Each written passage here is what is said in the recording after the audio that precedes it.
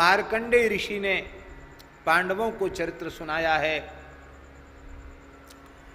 नल दमयंती का चरित्र सुनाया है, और ये बात कही है कि पांडवों का संकट भी चित्रकूट में जाकर भजन करने से दूर हुआ।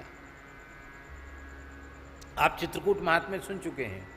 चित्रकूट महात्म्य ये चर्चा आ चुकी है कि ये ऋषियों ने कहा कि आप मंदाकिनी स्नान करो, कामदगिरि की परिक्रमा करो, तो आपकी विपत्ति दूर हो जाएगी, शत्रु पराजित हो जाएंगे, और 12 वर्ष का वनवास, 1 वर्ष का अज्ञातवास सफल होगा, शत्रु समाप्त होंगे और युधिष्ठिर चक्रवर्ती सम्राट बनेंगे।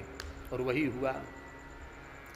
ऐसे ही नल दमयंती ने भी वहां जाकर साधन किया और उनके नल दमयंती के कष्ट की भी निवृत्ति चित्रकूट में जाकर हुई। इसका मतलब है पांडवों की विपत्ति चित्रकूट में जाने से दूर हुई, नल दमयंती का संकट वहां जाने से दूर हुआ। इसलिए कौन ऐसा है जिसकी विपत्ति, जिसका संकट चित्रकूट धाम जाने से दूर न हो। इसलिए कहते सकृत प्रवेश करत जिहि आश्रम विगत विषाद भय पारथ नल। पांडव और नल प्रवेश करते ही चित्रकूट में विगत विषाद भय, उनका विषाद दूर हो गया। ऐसा चित्रकूट धाम, आज भी कोई भी संकट आ जाए सीधे चित्रकूट चले जाओ, मंदाकिनी स्नान करो, कामदगिरि की परिक्रमा करो, संकट समाप्त। ऐसा आज भी चमत्कार है। विश्वास पूर्वक, श्रद्धा पूर्वक।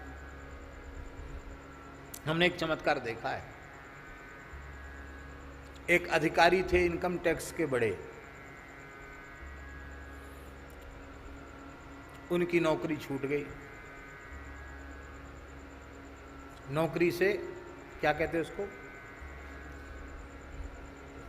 हाँ उनको मतलब अलग, हाँ सस्पेंड कर दिया गया उनको।